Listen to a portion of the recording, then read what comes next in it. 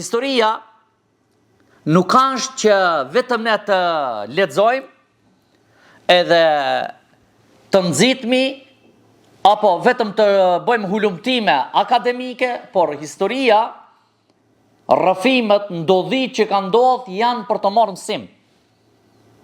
Janë për të marrë mësim.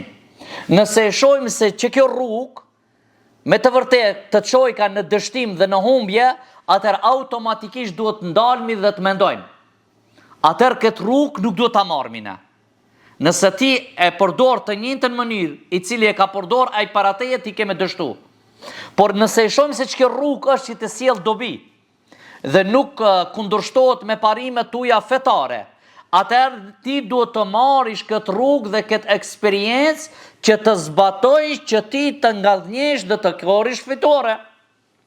Do të mësim prej historisë është që ne të motivohemi prej asaj e cila ka ndodhur dhe të shohim ato gabimet dhe dështimet që ne të tërhiqmi, mos t'i përsëritmi ata gabimet. Pse?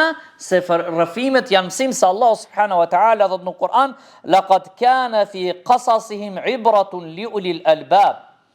Me të vërtetë, në ndodhitë e tyre është shkon mësim i bret për ata të cilët që kanë mend, për ata të cilët marrin dhe meditojnë. Do të këtu e ka për qëllim Allahu subhanahu wa ta'ala për Jusufin alayhi salatu wassalam dhe vëllezërit e tij që kanë ndodhur. E Allahu subhanahu wa ta'ala, nëse e marrmi dhe shikojmë, 1/3 e Kur'anit është që tregon Allahu subhanahu wa ta'ala rrëfime në Kur'an. Mos kishte pas pesh rrëfimi, Allahu subhanahu wa ta'ala nuk do t'i cekte në Kur'an.